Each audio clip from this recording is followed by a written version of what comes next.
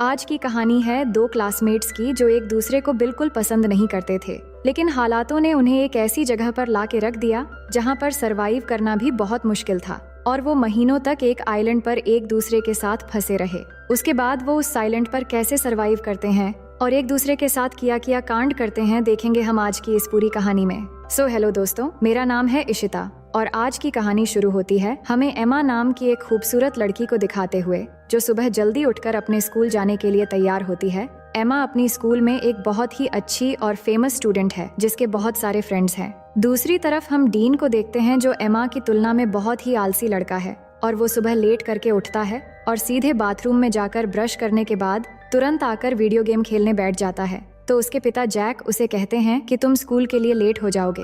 वहीं हम एमा और उसकी छोटी बहन स्टेसी को देखते हैं जिनको उनकी माँ बारबरा स्कूल छोड़ने आती है। उसके बाद एमा स्कूल में पहुंचकर अपने बेस्ट फ्रेंड लिजी से मिलती है और जब वो बातें कर रहे थे तभी स्टीफन नाम का एक स्टूडेंट आकर एमा को हाई कहता है और ये देखकर लिजी एमा को चिढ़ाने लगती है। अब उसी दिन क्लास में मिस्टर क्रिश्चियनसेन जो उनके टीचर हैं वो बताते हैं कि बस अगली सुबह ठीक 7 बजे ट्रिनिडाड आइलैंड के ट्रिप के लिए निकलेगी और वो आगे बता ही रहे होते हैं कि एमा क्लास में लेट पहुंचती है और डीन भी पीछे से आकर एमा से टकरा जाता है और उसे सॉरी शहजादी कहता है। इसके बाद जब मिस्टर क्रिश्चियनसेन ट्रिप के बारे में और जानकारी दे रहे थे तभी लिजी एमा से कहती है कि डीन भी ट्रिप पर जा रहा है अपने पिता के पैसों की वजह से और फिर वो डीन को देखकर मुंह बनाती है। अब लंच के समय लिजी अपने दोस्तों को एमा और स्टीफन के बीच सुबह जो हुआ वो बताती है और कहती है कि ट्रिप में जाकर हमारे पास 1 हफ्ता होगा अपना जादू चलाकर एमा को स्टीफन के साथ एक्शन कराने के लिए। पर एमा कहती है कि हमें ये सब छोड़कर ट्रिप पर ध्यान देना चाहिए। अब सभी जब बातें कर रहे थे तभी एमा की नजर डीन पर पड़ती है जो चाकू से सेब काट रहा था। अब थोड़ी देर में मिस कोलियर जो एक टीचर है वो डीन के पास आकर उसे स्कूल में चाकू लेकर आने के लिए डांटती है और फिर उसे प्रिंसिपल के ऑफिस में ले जाती है। फिर लिजी अपने दोस्तों से कहती है कि एमा को डीन जैसे लड़कों के साथ नहीं रहना चाहिए जब स्कूल का एक हॉट लड़का एमा को पसंद करता है। अब अगले दिन सुबह एमा तैयार होती है ट्रिप के लिए और अपने माँ बारबरा और पिता फिल को थैंक यू कहती है उसे ट्रिप पर जाने देने के लिए। दूसरी तरफ डीन ट्रिप पर नहीं जाना चाहता तो उसके पिता जैक उसे कहते हैं कि उसके स्कूल के नियम को तोड़ने के बाद भी उन्होंने कितनी मेहनत की उसे ट्रिप पर जगह दिलाने के लिए, जिसके बाद वो जाने के लिए मान जाता है। अब आगे हम देखते हैं कि मिस्टर क्रिश्चियनसेन सबको बस में चढ़ने के लिए कहते हैं। अब बस में चढ़ते वक्त स्टीफन एमा से पूछता है कि कैसी हो एमा, जिससे लिजी एमा को फिर से चिढ़ाती है पर एमा उस पर ध्यान नहीं देती। अब कुछ समय के अंदर वो ट्रिनिडाड आइलैंड पहुंच जाते हैं और बस से उतरते समय मिस कोलियर सबसे कहती है कि सब कुछ देर पूल में एंजॉय कर सकते हैं पर डिनर से पहले सबको आ जाना है और अगले दिन से प्रोग्राम शुरू करेंगे। अब कुछ देर बाद एमा और उसके सभी दोस्त पूल में जाते हैं जहां एमा स्टीफन से मिलती है और सब एक साथ पूल में मस्ती करने लगते हैं, लेकिन डीन बिल्कुल अकेला बैल्कनी से ये सब देख रहा होता है। अब उसी शाम एमा की एक फ्रेंड लिजी और एमा को आकर बताती है कि स्टीफन ने उन्हें पार्टी पे बुलाया है जो यहाँ के एक लोकल बोट में हो रही है, लेकिन एमा ये सुन के मना कर देती है पर उसके दोस्त जिद करके उसे मना लेते हैं। उसके बाद वो पार्टी के लिए बोट पर चले आते हैं और वहां पहुंचने के बाद एमा हेलन को पार्टी में ढूंढने लगती है पर तभी वो देखती है कि स्टीफन किसी और लड़की को किस कर रहा है और ये देख के एमा वहां से जाने लगती है और वही साइड से ये सब डीन भी देख रहा होता है। तभी वो एमा से कहता है कि तुम्हारा बॉयफ्रेंड तो मजा कर रहा है, तो वो डीन से कहती हैं कि तुम्हें इन सब से कोई मतलब नहीं होना चाहिए। अब अचानक वहाँ पुलिस आ जाती है क्योंकि पुलिस को पता चल गया था कि यहाँ स्टूडेंट पार्टी में ड्रग्स ले रहे हैं और सबको बोट के सामने की तरफ आने को कहते हैं। तभी अचानक पैर फिसलकर एमा पानी में गिर जाती है और उसे गिरते हुए डीन देख लेता है तो वो भी उसे बचाने के लिए पानी में कूद जाता है और फिर उसे बचाकर एक छोटी बोट में ले जाता है। अब उस बोट की रस्सी बड़े बोट से जुड़ी हुई थी तो डीन उस रस्सी को काट देता है और एमा के पूछने पर वो कहता है कि मुझे पुलिस के झंझट में नहीं पड़ना है, पुलिस के जाने के बाद हम बड़े बोट तक पहुंच जाएंगे। लेकिन थोड़ी ही समय के अंदर वो बोट उनसे काफी दूर चला जाता है और तभी वहाँ पर तूफान शुरू होने वाला होता है, लेकिन डीन देखता है कि इसमें तो मोटर ही नहीं है। तभी उनके सामने से अचानक एक बड़ी सी लहर आती है और दोनों कस के बोट को पकड़ लेते हैं। इसके बाद सुबह हो जाती है और दोनों लहरों की वजह से बोट के साथ अरेबियन सागर में पहुंच गए थे। डीन का फोन भीग चुका था तो वो एमा को उसका फोन देने को कहता है पर एमा के फोन में नेटवर्क नहीं आ रहा था। फिर एमा डीन से कहती है कि हमें पार्टी बोट का पीछा करना चाहिए था तो डीन कहता है कि चिंता मत करो, कोई ना कोई हमें लेने आ जाएगा। वो बात ही कर रहे थे तभी अचानक एमा को थोड़ी दूरी पर एक आइलैंड नजर आती है जिसके बाद डीन बोट को उस आइलैंड की तरफ ले जाने लगता है और बहुत मुश्किलों के बाद दोनों उस आइलैंड पर पहुंच जाते हैं। और वहां पहुंच के एमा फिर से फोन के नेटवर्क को देखती है, पर वहां भी कोई नेटवर्क नहीं मिलता। फिर डीन को उस बोट पे एक फ्लेयर गन मिलती है, तो वो उसे ले लेता है और फिर दोनों आगे बढ़ने लगते हैं इस उम्मीद में कि आगे जाने पर उन्हें कोई मदद मिल जाएगा। दूसरी तरफ होटल में पिछले रात की पार्टी की वजह से मिस्टर क्रिश्चियनसेन ट्रिप को कैंसिल कर देते हैं। तभी लिजी मिस कोलियर से कहती हैं कि एमा होटल वापस नहीं आई है और उसे लगा कि शायद एमा कल रात किसी और के साथ थी, इसलिए उसने किसी को नहीं बताया। और वो बताती है कि उसने एमा को आखिरी बार पार्टी बोट पर देखा था। इसके बाद मिस्टर क्रिश्चियनसेन सबकी अटेंडेंस लेते हैं, तो उन्हें पता चलता है कि डीन भी यहाँ मौजूद नहीं है। अब इससे इनको पता चल जाता है कि डीन और एमा दोनों ग्रुप से मिसिंग हैं। उसके बाद पुलिस आकर एमा के दोस्तों से पूछताछ करते हैं, तो मिस कोलियर पुलिस से पूछती है कि क्या उन्हें ढूंढने का कोई तरीका है। तो पुलिस कहते हैं कि ऐसे केस अक्सर होते रहते हैं, शायद वो खुद से ही वापस आ जाए, लेकिन अगर वो समुद्र में कहीं फंस गए हो तो दोनों को ढूंढना थोड़ा मुश्किल हो सकता है। और ये बात जब डीन के पिता को पता लगता है कि उनका बेटा खो गया है, तो ये सुनकर वो तुरंत स्कूल जाते हैं और वहाँ एमा की माँ बारबरा से मिलते हैं। और उसी समय फिल भी वहाँ आ जाता है और यहाँ सब परेशान होकर प्रिंसिपल से दोनों बच्चों के खोने के बारे में पूछने लगते हैं, पर प्रिंसिपल ठीक से कोई जवाब नहीं दे पाते, जिसके बाद वो तीनों वहाँ से चले जाते हैं। वहीं एमा और डीन आगे बढ़ रहे थे और कुछ दूर चलने के बाद उन्हें जंगल के अंदर एक खूबसूरत वाटरफॉल दिखाई देता है। डीन को ये बहुत अच्छा लगता है, तो वो एमा को उसका एक तस्वीर लेने के लिए कहता है, पर एमा उसे मना कर देती है। वो कहती है कि हम यहाँ फंसे हुए हैं और तुम्हें यहाँ अच्छा लग रहा है। मुझे इस ट्रिप में प्रोजेक्ट के लिए अच्छे मार्क चाहिए थे। मुझे आगे प्रिंसटन यूनिवर्सिटी में पढ़ना है। अगर हम जल्द से जल्द यहाँ से नहीं निकल पाए तो सब बर्बाद हो जाएगा। इसके बाद वो आगे बढ़ते हैं और कुछ घंटे बाद वो दोनों इस आइलैंड के बिल्कुल किनारे पे आ जाते हैं, पर अब तक यहाँ उन्हें ना कोई रास्ता मिला था और ना ही कोई मदद। ये देख के वो वापस बोट की तरफ जाने का सोचते हैं। उसके बाद वो दोनों वापस बोट की तरफ जाते हैं और जाकर देखते हैं कि किनारे में उनकी बोट नहीं है। समुद्र की लहर बोट को कहीं ले गया था और अब सिर्फ उन्हें वहाँ एक लाइफ जैकेट मिलता है। फिर आगे हम देखते हैं कि वो पूरा दिन चलते चलते थक चुके थे और सूरज भी डूब जाता है। इसके बाद डीन आग जलाता है और दोनों यहीं पर आज रात रुकने का फैसला करते हैं। डीन देखता है कि एमा को ठंड लग रही है, तो वो एमा को अपनी शर्ट उतार कर दे देता है। फिर दोनों बातें करने लगते हैं कि कल तक शायद हमारे पेरेंट्स हमें ढूंढ कर निकाल लेंगे।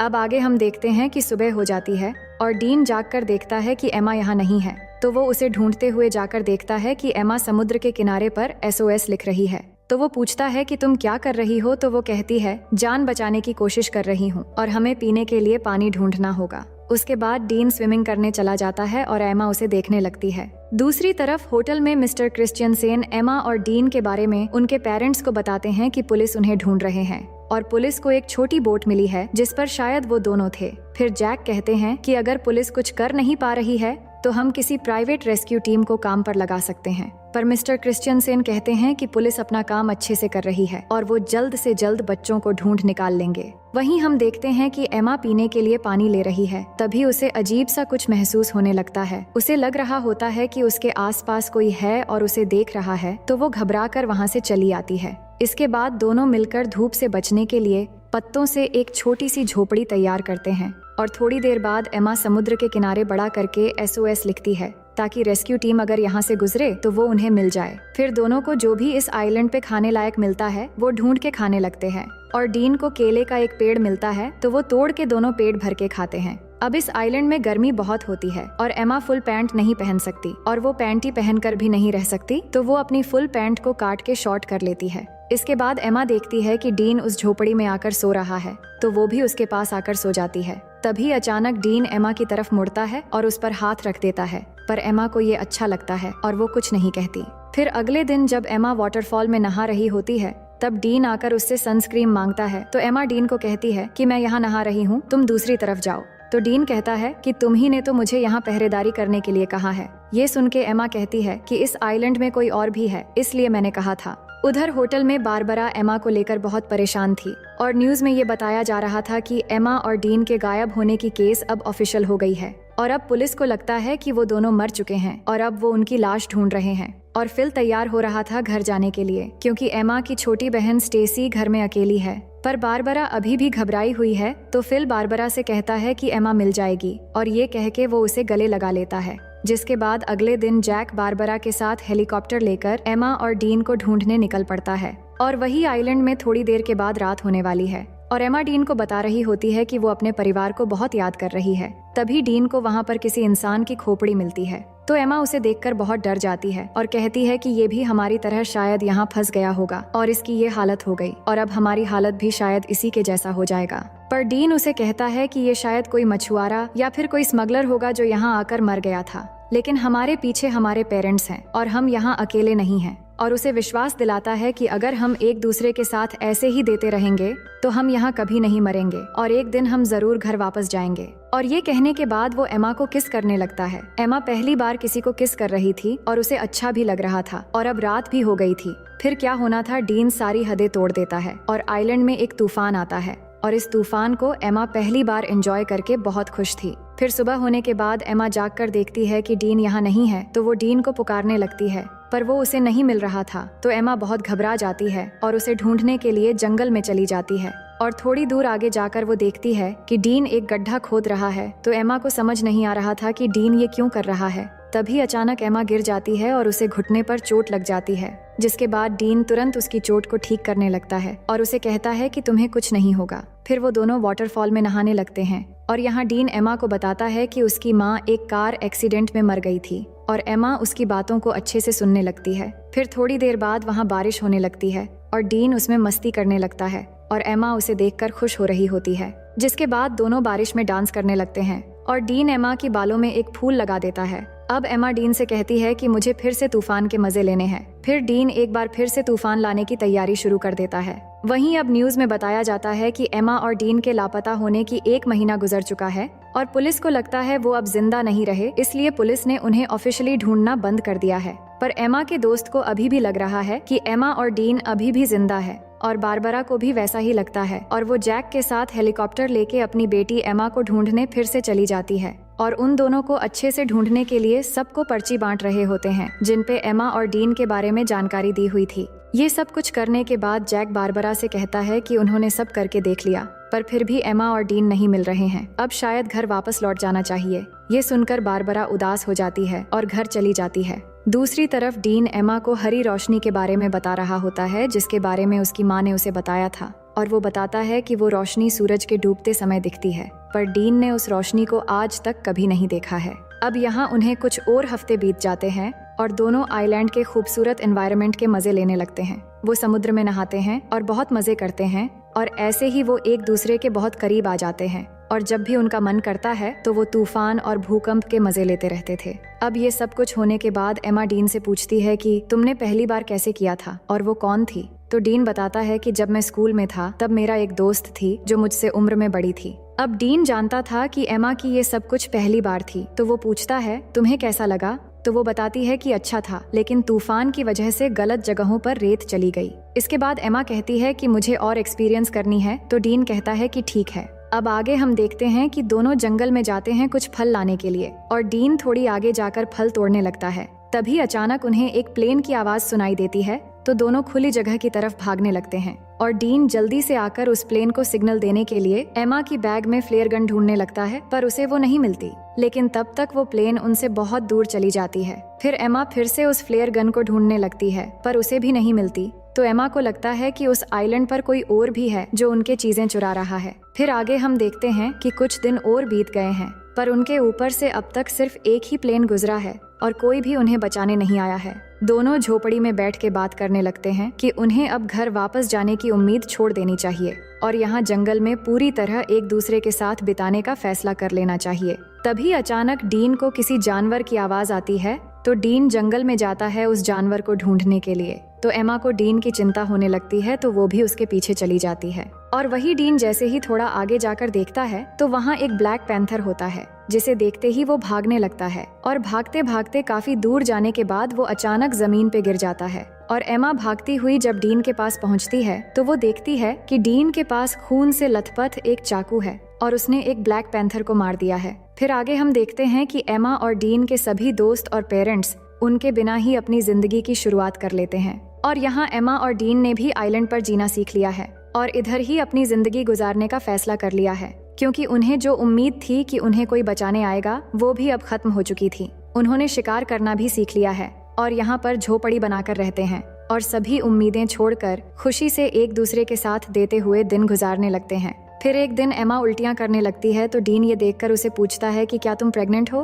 तो एमा कहती है कि नहीं, उल्टियां बस ऐसे ही हो गई हैं। इसके बाद एमा अच्छा महसूस करने के लिए डीन के साथ लेट जाती है, पर जब वो दोनों बात कर रहे होते हैं तभी एमा की खोई हुई चीजें ऊपर से गिरने लगती है और जब वो दोनों ऊपर देखते हैं तो वहाँ पेड़ पर एक बंदर होता है जो उनके सामान फेंक रहा होता है और वो देखते हैं कि बंदर के हाथ में वो फ्लेयर गन भी है जो डीन को उस दिन नहीं मिला था। तो उस बंदर को एमा एक केला दिखाती है तो वो गन नीचे फेंक देता है, जिसके बाद उन्हें ऊपर से एक हेलीकॉप्टर की आवाज आती है तो वो भागते हुए खुली जगह पर आते हैं और एमा गन लोड करके फायर करती है तो वो हेलीकॉप्टर वाले उन्हें देख लेते हैं, जिसके बाद वहाँ से उन्हें रेस्क्यू कर लिया जाता है और अब फाइनली दोनों 3 महीने के बाद वापस आ जाते हैं और एयरपोर्ट पे एमा और डीन के दोस्त और पेरेंट्स उनसे मिलकर बहुत खुश हो जाते हैं, जिसके बाद दोनों के पेरेंट्स उन्हें अपने अपने घर लेकर चले जाते हैं। अब घर आने के बाद डीन उसी रात को एमा से मिलने जाता है और वो बात करते हैं कि घर वापस आकर कितना अजीब लग रहा है और यहाँ डीन एमा को किस करने वाला होता है, पर एमा नहीं करती और कहती है कि हर 10 मिनट में उसके पेरेंट्स उससे मिलने आ रहे हैं, अब शायद तुम्हें यहाँ से चले जाना चाहिए।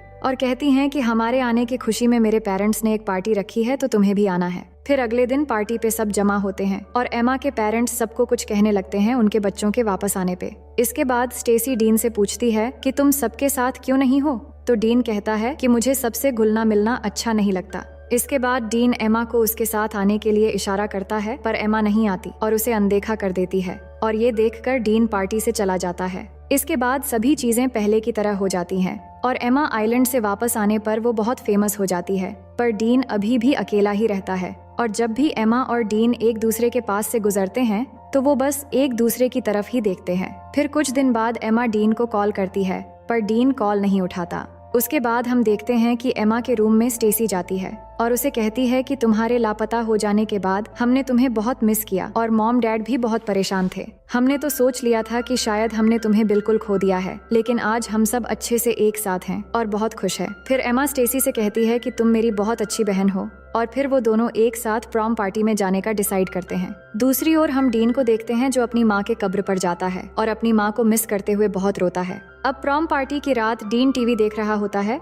तो उसके पिता उसे पूछते हैं कि क्या पार्टी में तुम मेरे कोट पहनकर जाना चाहोगे? दूसरी तरफ एमा पार्टी में अपनी बहन के साथ पहुंच गई थी, जिसके बाद लिजी उसके पास आती है और एमा को एक सरप्राइज देने के लिए आगे ले जाने लगती है और तभी एमा देखती है कि बाहर बारिश में डीन कोट पहन के खड़ा है और एमा का इंतजार कर रहा है। ये देखकर एमा आइलैंड की वो सब कुछ याद करने लगती है। इसके बाद पार्टी से बाहर आकर एमा डीन के पास जाती है और यहाँ दोनों बहुत खुश होते हैं और किस करने लगते हैं और इसी सीन के साथ ये कहानी यहीं पर खत्म हो जाती है।